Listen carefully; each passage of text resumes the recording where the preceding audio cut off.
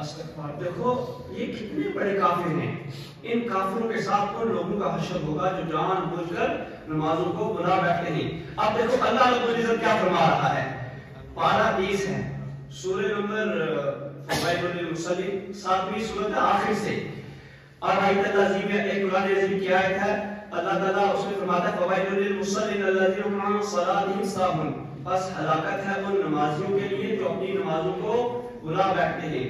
اور اللہ تعالیٰ فرما رہا ہے ہلاکت ہے, ہلاک ہو جائیں وہ لوگ وہ نمازی جو اپنی نمازوں کو بلا بیٹھتے ہیں. بے نمازیوں کا نہیں کہا, جو نمازی نماز میں سستی کرتے ہیں اللہ ان پر فرما رہا ہے کہ وہ ہلاک ہو جائیں. اور بے نمازی کا کیا حشر ہوگا.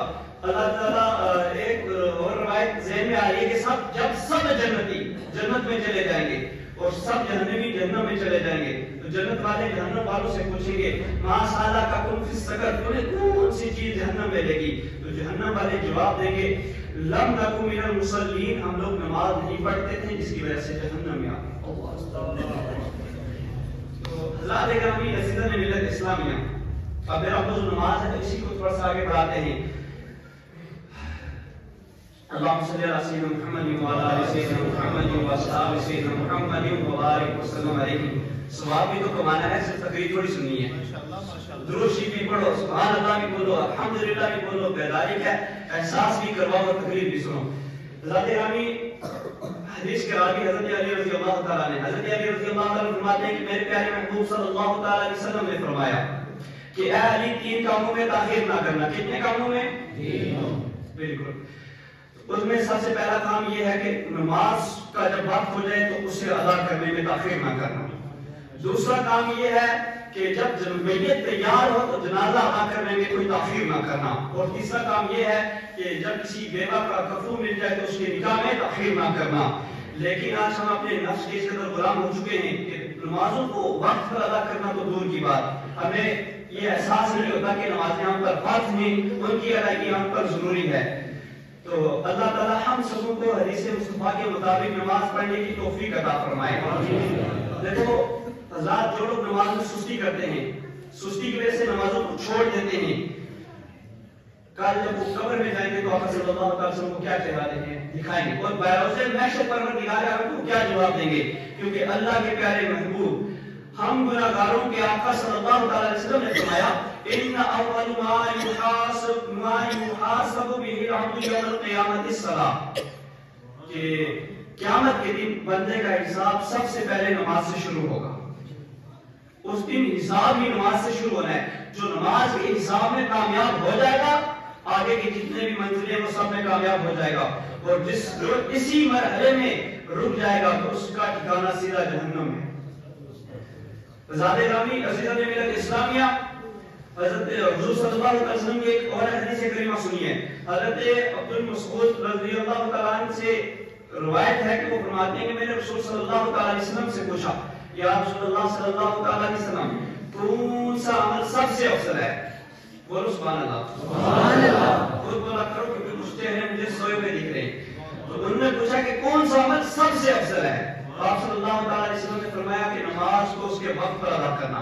پھر صحابی رسول نے عرض کی یا رسول اللہ صلی اللہ علیہ وسلم اس کے بعد کون سا عمل سب سے افضل ہے. تو آپ صلی اللہ علیہ وسلم نے فرمایا والدین کے ساتھ حسن سلوک کرنا. پھر صحابی رسول نے عرض کی یا رسول اللہ صلی اللہ علیہ وسلم کون سا عمل سب سے افضل ہے. تو پھر اللہ کے رسول صلی اللہ علیہ وسلم نے فرمایا اللہ کی راہ میں جہاد کرنا.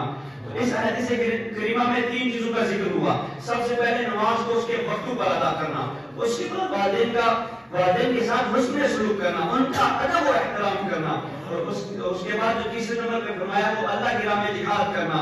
حضرات گرامی عزیزان ملت اسلامیہ, نماز کو بہت بڑی فضیلت حاصل ہے. نماز کی فضیلت کے تعلق سے میں آپ کو بتا دوں کہ اللہ تعالیٰ نے ایمان والوں پر نماز بھی فرض کی اور 1 مہینے کے روزے فرض کیے. جو صاحب ثروت ہے جن کے پاس مال و دولت ہے ان کے مال و دولت پر جب سال گزر جائے تو زکات کو فرض کر دیا, اور جو صاحب استطاعت ہے جن کے پاس اتنی دولت ہے کہ وہ حج کر سکتے ہیں ان پر زندگی میں ایک بار حج کو فرض کر دیا. تو یعنی نماز پڑھنا بھی فرض, روزہ رکھنا بھی فرض, حج کرنا بھی فرض, زکات دینا بھی فرض. دوسرے لفظوں میں یوں کہہ لیجئے نماز پڑھنا بھی عبادت ہے, روزہ رکھنا بھی عبادت ہے, زکات دینا بھی عبادت ہے, حج کرنا بھی عبادت ہے. تو لیکن جو نماز کو اہمیت اور فضیلت حاصل ہے وہ کسی عبادت کو نہیں، جبکہ نماز سے زیادہ مشکل تو روزہ رکھنا ہے. صبح سحری سے لے کر غروب آفتاب تک کھانے پینے اور جمع سے رکنے کا نام روزہ ہے. پورا دن خود کو بھوکا رکھنے کا نام روزہ ہے. تو یہ نماز سے زیادہ مشکل ہے، لیکن روزے کو نماز پر فضیلت حاصل نہیں. اسی طرح حج کرنا کوئی معمولی کام نہیں، بلکہ لاکھوں روپے کا خرچ آتا ہے. اس کے بعد مہینے رفتے کی جو ہے مشکلیں اور پریشانیوں کا سامنا کرنا پڑتا ہے. پھر وہاں پہنچ کر حج کی ادائیگی میں ارکان حج میں کافی جہد و جہد کرنی پڑتی ہے، کافی مشکلوں کا سامنا کرنا پڑتا ہے، پھر جا کر حج مکمل ہوتا ہے. لیکن حج کو نماز پر فضیلت نہیں ہے. اسی طرح زکوٰۃ دینا بھی کوئی آسان نہیں، کیونکہ بندہ بڑی محنت اور مشقت کے ساتھ دولت اکٹھی کرتا ہے، لیکن اس پر بھی زکوٰۃ ادا کرتا ہے اور اس زکوٰۃ کو بھی نماز پر فضیلت حاصل نہیں. ان سب عبادتوں کو نماز پر فضیلت حاصل نہیں، بلکہ نماز کو ان سب عبادتوں پر فضیلت حاصل ہے. تو اس کی فضیلت کا جو اس کو یہ فضیلت ملی، جو یہ مقام ملا، جو یہ مرتبہ ملا، وہ اس وجہ سے ملا کہ یہ ساری عبادتیں اللہ رب العزت نے روح زمین پر فرض کی. لیکن جب نماز کو فرض کرنا مقصد ہوا تو اللہ تعالیٰ نے اپنے محبوب کریم کو عرش اعظم پر بلایا، اپنا قرب عطا کیا، اپنا دیدار کروایا، اس کے بعد نماز کی فرضیت کا حکم سنایا. گویا رب کا دیدار حضور کی معراج ہے اور نماز پڑھنا ہم گناہگاروں کی معراج ہے.